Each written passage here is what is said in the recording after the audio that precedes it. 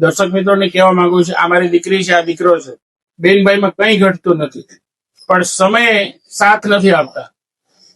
આ વાત સાચી છે બેટા કે હું ખાલી વાતો જ કરું છું?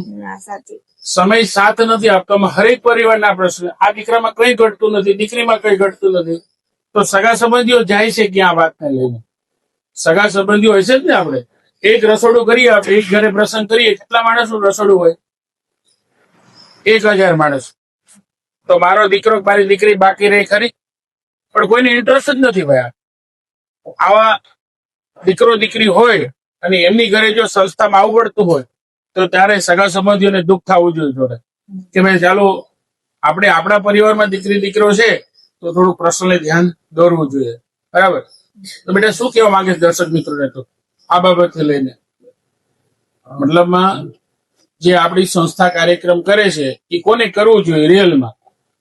સગા સંબંધીઓ ધ્યાન આપવું જોઈએ. સગા સંબંધીઓ ધ્યાન આપવું જોઈએ.